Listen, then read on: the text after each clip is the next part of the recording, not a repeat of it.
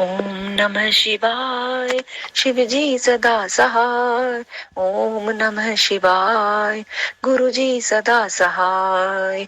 ओम नमः शिवाय। शिव जी सदा सहाय। ओम नमः शिवाय। गुरु जी सदा सहाय। ओम नमः शिवाय। शिव जी सदा सहाय। ओम नमः शिवाय। गुरु जी सदा सहाय। ओम नमः शिवाय। शिव जी सदा सहाय। ओम नमः शिवाय। गुरु जी सदा सहाय। ओम नमः शिवाय। शिव जी सदा सहाय। ओम नमः शिवाय। गुरु जी सदा सहाय। ओम नमः शिवाय। शिव जी सदा सहाय। ओम नमः शिवाय। गुरु जी सदा सहाय। ओम नमः शिवाय। शिव जी सदा सहाय। ओम नमः शिवाय। गुरु जी सदा सहाय। जय गुरु जी। शुक्राना गुरु जी। अनंतम अनंतम शुक्राना गुरु जी। जय गुरु जी, शुक्राना गुरु जी, अनंतम अनंतम शुक्राना गुरु जी महाराज। गुरु जी आज्ञा दें। और हम पिछले अध्याय में जो हमने शुक्र जी के द्वारा मंत्र का जो जाप करना था, उस मंत्र के से हम शुरू करते हैं। इसमें है मंत्र जाप करते हैं पहले हम गुरु जी का। ओम नमः शिवाय। शिव जी सदा सहाय। ओम नमः शिवाय। गुरु जी सदा सहाय। जय गुरु जी। आज्ञा दे गुरु जी। अब इसमें हम शुरू करते हैं। अब शंभू के उदर में शुक्र ने जिस मंत्र का जप किया था उसका वर्णन सुनो महर्षि। वह मंत्र इस प्रकार है। ओम नमस्ते देवशाय सुरासुर नमस्कृताय भूत भव्य महादेवाय हरित पिंगलोचनाय बलाय बुद्धि रूपिणे व्याघ्र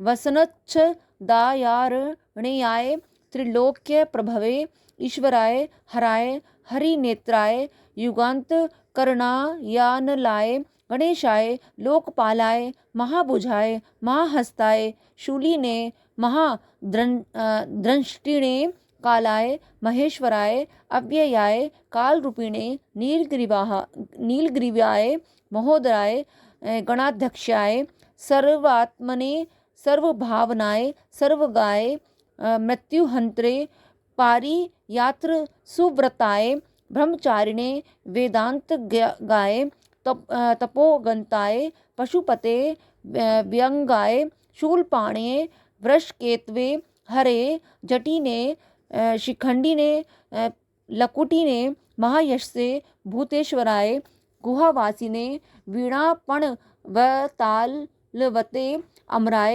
दर्शनीयाय बालसूर्य निभाय शमशानवासिने भगवते उमापते अरविंदमाय भगस्याक्षी पातिने पूषणो दशन नाशनाय क्रूरकर्तकाय पाशहस्ताय प्रलय कालाय उल्का मुखाग्नि केतवे मुने दीप्ताय विशाम्बपते उन्नयते जनकाय चतुर्काय लोकसतमाय वामदेवाय वांग दक्षिणाय वामतो भिक्षवे भिक्षुरूपिणे जटिने स्वयं जटिलाय शक्रहस्त प्रतिस्तंभकाय वसुनाम स्तंभकाय कृत्वे क्रतुकराय कालाय मेधाविने मधुकराय चलाय वानस्पत्याय वाजस्नेति समाश्रम पूजिताय जगद धात्रे जगत्कृत्रे पुरुषाय शाश्वताय ध्रुवाय धर्माध्यक्षाय त्रिवर्त्मने भूत भावनाय त्रिनेत्राय बहुरूपाय सूर्यायुत संप्रभाय देवाय सर्व तुर्य निनादिने सर्व बांधा विमोचनाय बंधनाय सर्वधारिणे धर्मोत्तमाय पुष्पदंत्या विभागाय मुखाय सर्वहराय हिरण्यश्व से द्वारिणे भीमाय भीम पराक्रमाय ओम नमो नमः। इस श्रेष्ठ मंत्र का जप करके शुक्र शंभु के जठर पंजर से लिंग के रास्ते उत्कट वीर्य की तरह निकले थे। उस समय गौरी ने उन्हें पुत्र रूप से अपना कर और जगदीश्वर शिव ने अजर अमर बना दिया। तब वे दूसरे शंकर के सदस्य शोभा पाने लगे। 3000 वर्ष व्यतीत होने के पश्चात वे ही वेद निधि मुनिवर शुक्र पुनः इस भूतल पर महेश्वर से उत्पन्न हुए। उस समय उन्होंने धैर्यशाली एवं तपस्वी दानवराज अंधक को देखा। उसका शरीर सूख गया था। वह त्रिशूल पर लटका हुआ परमेश्वर शिव का ध्यान कर रहा था। वह शिव जी के 108 नाम का इस प्रकार स्मरण कर रहा था। महादेव, देवताओं में महान, विरूपाक्ष, विकराल नेत्रों वाले, चंद्रार्ध कृत शेखर, मस्तक पर अर्ध चंद्र धारण करने वाले, अमृत स्वरूप, शाश्वत सनातन, स्थाणु समाधिस्थ होने पर ठूठ के समान स्थिर, नीलकंठ, गले में नील चिन्ह धारण करने वाले, पिनाक नामक धनुष धारण करने वाले, वृषभाक्ष, वृषभ के नेत्र सरीखे विशाल नेत्रों वाले, महायज्ञ, महान रूप से जानने योग्य पुरुष, अंतर्यामी, सर्व कामद, संपूर्ण कामनाओं को पूर्ण करने वाले, कामारी, कामदेव के शत्रु, कामदहन, कामदेव को दग्ध कर देने वाले, कामरूप, इच्छानुसार रूप धारण करने वाले, कपर्दी, विशाल जटाओं वाले, विरूप, विकराल रूपधारी, ग्रीश, गिरिवर, कैलाश पर शयन करने वाले, भीम, भयंकर रूप वाले, सृक्की, बड़े बड़े जबड़ों वाले, रक्तवासा, लाल वस्त्रधारी, योगी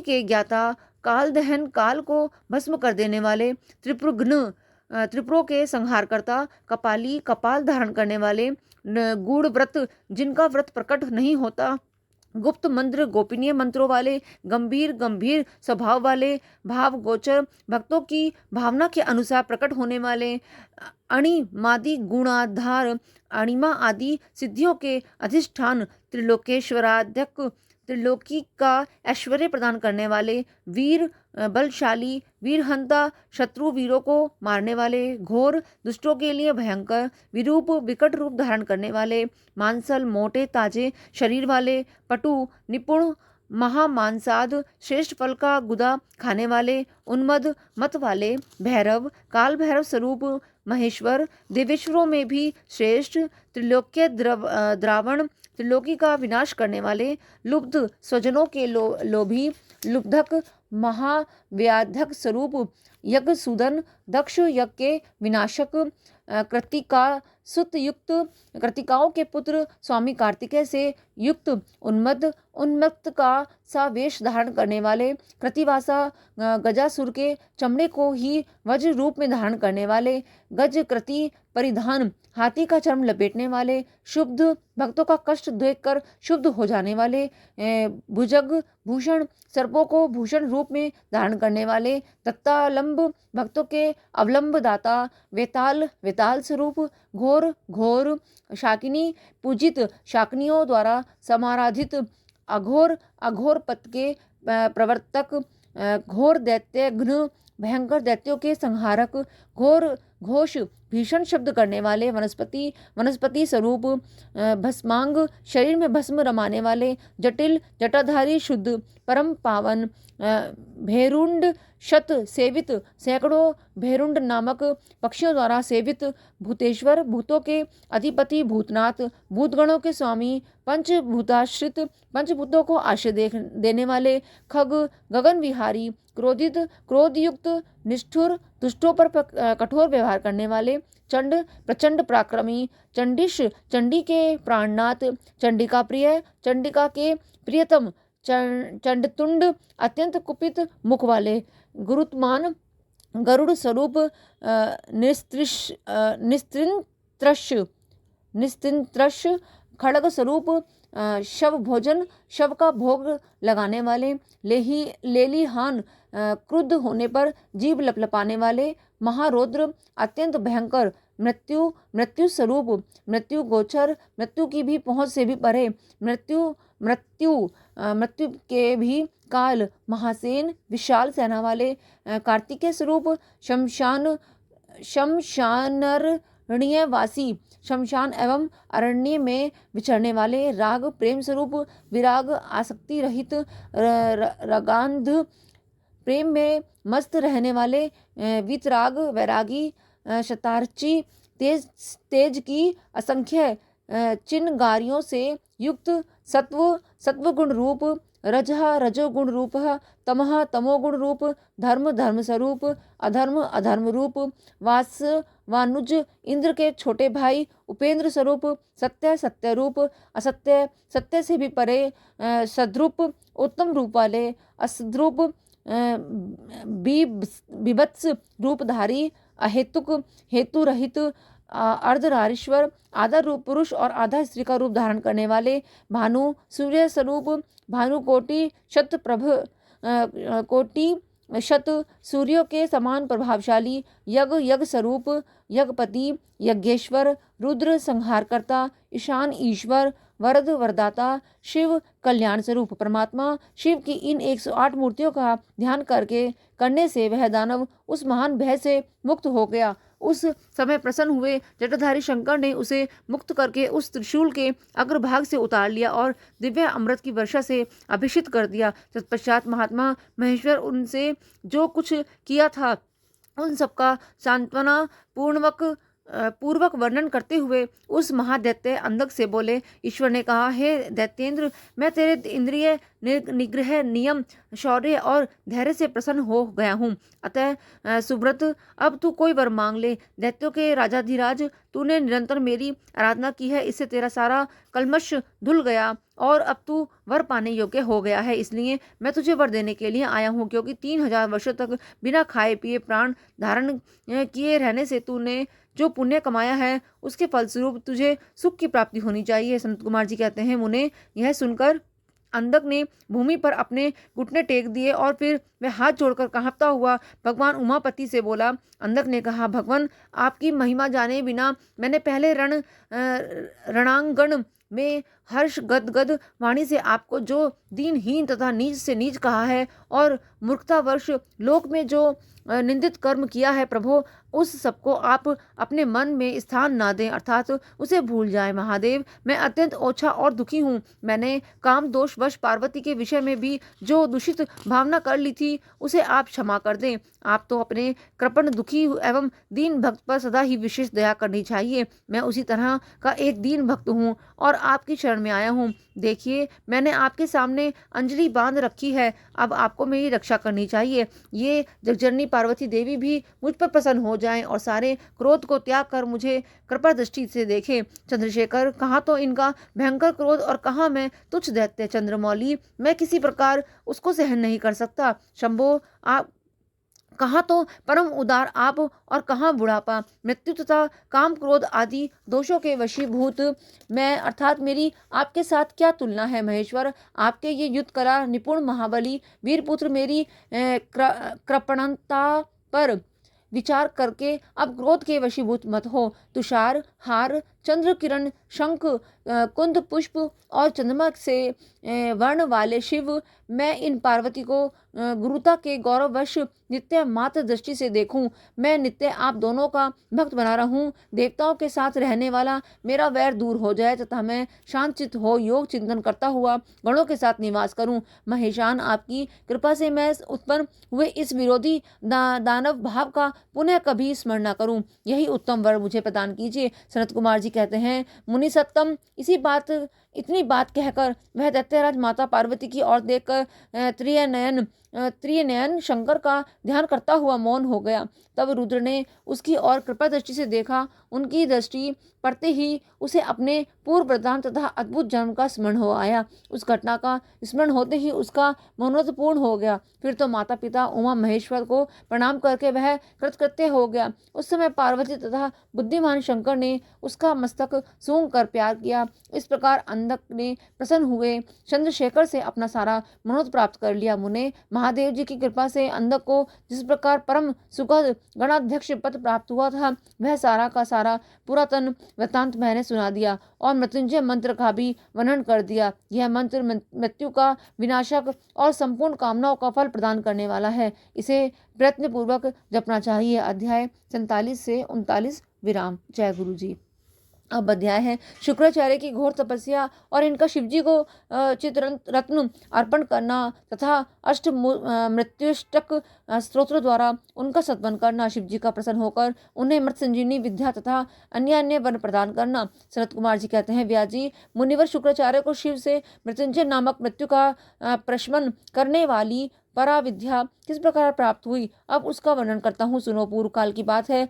इन भृगुनंदन ने वाराणसी पुरी में जाकर प्रभावशाली विश्वनाथ का ध्यान करते हुए बहुत काल तक घोर तप किया था। वेद व्यास जी, उस समय उन्होंने वहीं एक शिवलिंग की स्थापना की और उसके सामने ही एक परम रमणीय कूप तैयार कराया। फिर प्रयत्न पूर्वक उस देवेश्वर को 1,00,000 बार द्रोण भर पंचामृत से भर तथा बहुत से सुगंधित द्रव्यों में से स्नान कराया। फिर 1,000 बार परम प्रीतिपूर्वक चंदन, यक्ष करदम और सुगंधित उपडन का उस लिंग पर अनुलेपन किया। तत्पश्चात सावधानी के साथ परम प्रेम पूर्वक राज चंपक, अमलतास, धतूर, कनेर, कमल, मालती, कर्णिकार, कदम्ब, मौलसिरी, उत्पल, मल्लिका, चमेली, शतपत्री, सिंधुवार, ढाग, बंदुक पुष्प, गुल, धूप, हरी, पुनांग, नाकेसर, केसर, नव मल्लिक, बेल, मोगरा, चिबिलिक, रक्तदला, कुंद, माघपुष्प, मुचुकुंद,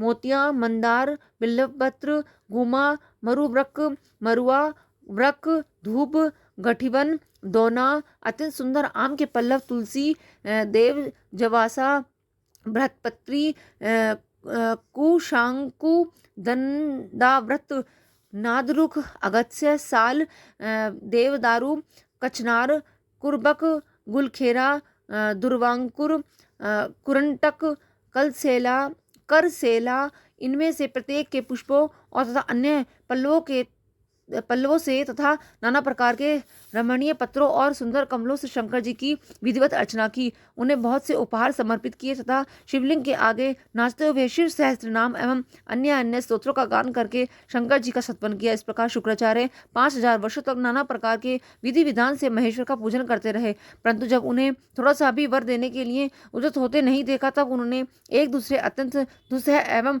घोर नियम का आश्रय लिया। उस समय शुक्र ने इंद्रियों सहित मन के अत्यंत चंचलता रूपी महान दोष को बारंबार भावना रूपी जल से प्रक्षालित किया। इस प्रकार चित्ररत्न को निर्मल करके उसे पिनाकधारी शिव के अर्पण कर दिया और स्वयं धूमकर्ण का पान करते हुए तप करने लगे। इस प्रकार उनके 1 सहस्त्र वर्ष और बीत गए। तब भृगुनंदन शुक्र को यूं दृढ़ चित्त से घोर तप करते देखकर महेश्वर उन पर प्रसन्न हो गए। फिर तो दक्ष कन्या पार्वती के स्वामी साक्षात विरूपाक्ष शंकर, जिनके शरीर की कांति सहस्त्रों सूर्यों से भी बढ़कर थी, उस समय लिंग से निकलकर शुक्र से बोली। महेश्वर ने कहा, महाभाग भृगुनंदन, तुम तो तपस्या की निधि हो। महामुने, मैं तुम्हारे इस अविच्छन तब से विशेष प्रसन्न हूँ। भार्गव, तुम अपना सारा मनोवांछित वर मांग लो, मैं प्रीतिपूर्वक तुम्हारा सारा मनोरथ पूर्ण करूंगा। अब मेरे पास तुम्हारे लिए कोई वस्तु अदय नहीं रह गई है। शरद कुमार जी कहते हैं, मुने, शंभु के इस परम सुखदायक एवं उत्कृष्ट वचनों को सुनकर शुक्र प्रसन्न हो आनंद समुद्र में निमग्न हो गए। उन कमल नयन द्विजर शुक्र का शरीर परमानंद जनित रोमांच के कारण पुलकायमान हो गया। तब उन्होंने हर्षपूर्वक शंभु के चरणों में प्रणाम किया। उस समय उनके नेत्र हर्ष से खिल उठे थे। फिर वे मस्तक पर अंजलि रखकर जय जयकार करते हुए अष्टमूर्तिधारी वरदायक शिव की स्तुति करने लगे। भार्गव ने कहा, सूर्य स्वरूप भगवान, आप त्रिलोकी का हित करने के लिए आकाश में प्रकाशित होते हैं और अपनी इन किरणों से समस्त अंधकार को अभिभूत करके रात में विचरने वाले असुरों का मनोरथ नष्ट कर देते हैं। जगदीश्वर, आपको नमस्कार है। घोर अंधकार के लिए चंद्र स्वरूप शंकर, आप अमृत के प्रभाव से परिपूर्ण तथा जगत के सभी प्राणियों के नेत्र हैं। आप अपनी अमर्याद तेजोमय किरणों से आकाश में और भूतल पर अपार प्रकाश फैलाते हैं, जिससे सारा अंधकार दूर हो जाता है। आपको प्रणाम है। सर्वव्यापिन, आप पावन पथ योग मार्ग का आश्रय लेने वालों की सदा गति तथा उपास्य देव हैं। भुवन जीवन, आपके बिना भला इस लोक में कौन जीवित रह सकता है। सर्वकुल के संतोषदाता, आप निश्चल वायु रूप से संपूर्ण प्राणियों की वृद्धि करने वाले हैं। आपको अभिवादन है। विश्व के एकमात्र पावनकर्ता, आप शरणागत रक्षक और अग्नि की एकमात्र शक्ति हैं। पावक आपका ही स्वरूप है। आपके बिना मृतकों का वास्तविक दिव्य कार्य दाह आदि नहीं हो सकता। जगत के अंतरात्मा आप प्राण शक्ति के दाता, जगत स्वरूप और पद पद पर शांति प्रदान करने वाले हैं। आपके चरणों में मैं सिर झुकाता हूँ। जल स्वरूप परमेश्वर, आप निश्चय ही जगत के पवित्र कर्ता और चित्र विचित्र सुंदर चरित्र करने वाले हैं। विश्वनाथ, जल में अवगाहन करने से आप विश्व को निर्मल एवं पवित्र बना देते हैं, इसलिए आपको नमस्कार है। आकाश रूप ईश्वर, आपसे अवकाश प्राप्त करने के कारण ही यह विश्व बाहर और भीतर विकसित होकर सदा स्वभाववश श्वास लेता है, अर्थात इसकी परंपरा चलती रहती है तथा आपके द्वारा यह संकुचित भी होता है, अर्थात नष्ट हो जाता है। इसलिए दयालु भगवान, मैं आपके आगे नतमस्तक हूँ। विश्वंभरात्मक आप ही इस विश्व का भरण पोषण करते हैं। सर्वव्यापिन, आपके अतिरिक्त दूसरा कौन अज्ञानांधकार को दूर करने में समर्थ हो सकता है। अतः विश्वनाथ, आप मेरे अज्ञान रूपी तम का विनाश कर दीजिए। नागभूषण, आप सत्वन्य पुरुषों में सबसे श्रेष्ठ है, इसलिए आप प्रातपर प्रभु को मैं बारंबार प्रणाम करता हूँ। आत्मस्वरूप शंकर, आप समस्त प्राणियों के अंतरात्मा में निवास करने वाले प्रत्येक रूप में व्याप्त हैं और मैं आप परमात्मा का जन हूँ। अष्टमूर्ते, आपकी इन रूप परंपराओं से यह चराचर विश्व विस्तार को प्राप्त हुआ है, अतः मैं सदा से आपको नमस्कार करता हूँ। मुक्त पुरुषों के बंदो, आप विश्व के समस्त प्राणियों के स्वरूप प्रणत जनों के संपूर्ण योग क्षेम का निर्वाह करने वाले और परमार्थ स्वरूप है। आप अपनी इन अष्टमूर्तियों से युक्त होकर इस फैले हुए विश्व को भली भांति विस्तृत करते हैं, अतः आपको मेरा अभिवादन है। शरद कुमार जी कहते हैं, मुनीश्वर, भृगुनंदन शुक्र के इस प्रकार अष्टमूर्त्यष्टक स्त्रोतों द्वारा शिव जी का सत्वन करके भूमि पर मस्तक रखकर उन्हें बारंबार प्रणाम किया। जब अमित तेजस्वी भार्गव ने महादेव की इस प्रकार स्तुति की, तब शिवजी ने चरणों में पड़े हुए उन द्विजवर को अपनी दोनों भुजाओं से पकड़कर उठा लिया और परम प्रेम पूर्वक मेघ गर्जन की सी गंभीर एवं मधुर वाणी में कहा। उस समय शंकर जी के दांतों की चमक से सारी दिशाएं प्रकाशित हो उठी थी। महादेव जी बोले, विप्रवर कवे, तुम मेरे पावन भक्त हो। तात, तुम्हारे इस उग्र तप से, उत्तम आचरण से, लिंग स्थान जन्य पुण्य से, लिंग की आराधना करने से, चित्त का उपहार प्रदान करने से, पवित्र अटल भाव से, अभिमुक्त महाक्षेत्र काशी में पावन आचरण करने से मैं तुम्हें पुत्र रूप से देखता हूँ। अतः तुम्हारे लिए मुझे कुछ भी अदय नहीं है। तुम अपने इसी शरीर से मेरी उदरदरी में प्रवेश करोगे और मेरे श्रेष्ठ इंद्रिय मार्ग से निकलकर पुत्र रूप में जन्म ग्रहण करोगे। महाशुचे, मेरे पास जो मृत संजीवनी नाम की निर्मल विद्या है, जिसका मैंने ही अपने महान तपोबल से निर्माण किया है, उस महामंत्र रूपा विद्या को आज मैं तुम्हें प्रदान करूंगा, क्योंकि तुम पवित्र तप की निधि हो, अतः तुम में उस विद्या को धारण करने की योग्यता वर्तमान है। तुम नियम पूर्वक जिसके उद्देश्य से विद्येश्वर की इस शेष विद्या का प्रयोग करोगे, यह निश्चय ही जीवित हो जाएगा। यह सर्वथा सत्य है। तुम आकाश में अत्यंत दीप्तिमान तारा रूप से स्थित होोगे। तुम्हारा तेज सूर्य और अग्नि के तेज का भी अतिक्रमण कर जाएगा। तुम ग्रहों में प्रधान माने जाओगे। जो स्त्री अथवा पुरुष तुम्हारे सम्मुख रहने पर यात्रा करेंगे, उनका सारा कार्य तुम्हारी दृष्टि पड़ने से नष्ट हो जाएगा। सुब्रत, तुम्हारे उदय होने पर जगत के मनुष्यों के विवाह आदि समस्त धर्म कार्य सफल होंगे। सभी नंदा, प्रतिपदा, षष्ठी और एकादशी तिथियां तुम्हारे संयोग से शुभ हो जाएंगी और तुम्हारे भक्त वीर्य संपन्न तथा बहुत सी संतान वाले होंगे। तुम्हारे द्वारा स्थापित किया हुआ यह शिवलिंग शुक्रेश के नाम से विख्यात होगा। जो मनुष्य इस लिंग की अर्चना करेंगे, उन्हें सिद्धि प्राप्त हो जाएगी। जो लोग वर्ष पर्यंत नक्त व्रत परायण होकर शुक्रवार के दिन शुक्रकूप के जल से सारी क्रिया संपन्न करके शुक्रेश की अर्चना करेंगे, उन्हें जिस फल की प्राप्ति होगी वह मुझसे श्रवण करो। उन मनुष्यों में वीर्य की अधिकता होगी, उनका वीर्य कभी निष्फल नहीं होगा। वे पुत्रवान तथा पुरुष तत्व के सौभाग्य से संपन्न होंगे, इसमें तनिक भी संदेह नहीं है। वे सभी मनुष्य बहुत सी विद्याओं के ज्ञाता और सुख के भागी होंगे। यों वरदान देकर महादेव उसी लिंग में समा गए। तब भृगुनंदन शुक्र भी प्रसन्न मन से अपने धाम को चले गए। व्यास जी, ये शुक्राचार्य को जिस प्रकार